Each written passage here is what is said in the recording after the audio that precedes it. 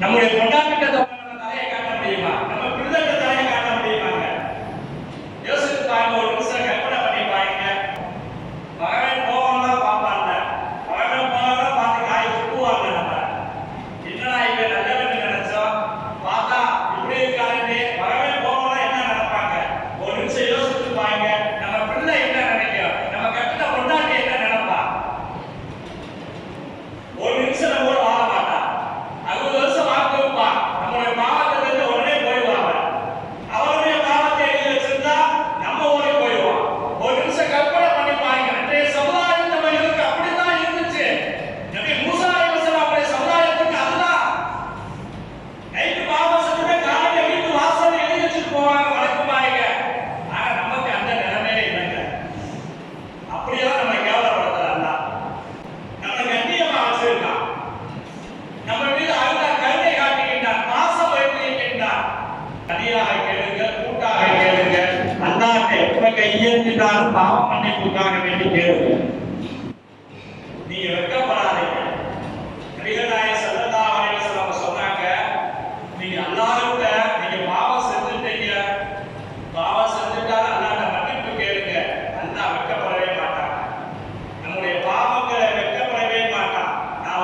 நான் பாவம் செஞ்சுட்டு ஒரு மனுஷன்கிட்ட சொன்னாங்க, நம்ம தப்பா நினைப்பான். ஆனா நம்ம எவ்வளவு பெரிய பாவம் செய்திருந்தாலும் அல்லாஹ்விடத்திலே மட்டும்தான் சொல்லி மன்னிப்பு கேட்க முடியும். வேற யார்கிட்டையும் உலகத்துல கேட்க முடியாது. நம்முடைய பாவங்கள் அல்லாஹ் மட்டும்தான் மன்னிக்க முடியும். நம்முடைய பாவங்கள் மன்னிக்கப்பட்டால் மட்டும்தான் நாம் எதிர்பார்க்கக்கூடிய சொர்க்கத்திலே நுழைய முடியும்.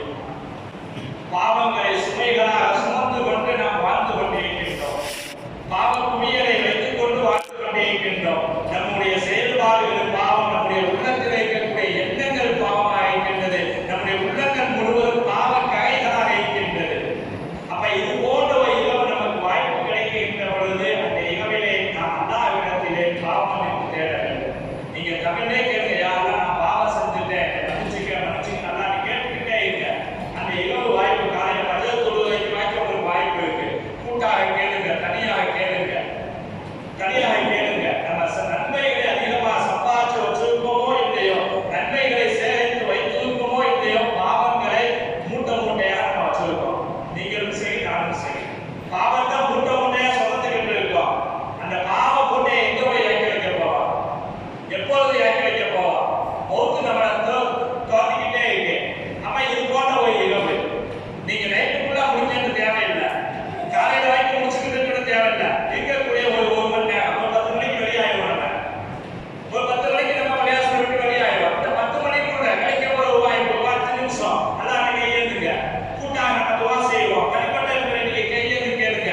அல்லாஹ் எப்படிப்பட்ட பாவங்களை மன்னிப்பான்? இந்த பாவத்தை மன்னிப்பான், இந்த பாவத்தை மன்னிக்க மாட்டான்னு கிடையாது. எல்லா பாவங்களையும் அல்லாஹ் மன்னிப்பான். ஒரு மனுஷன் 99 பேர்த்த கொலை செஞ்சுட்டா 100வது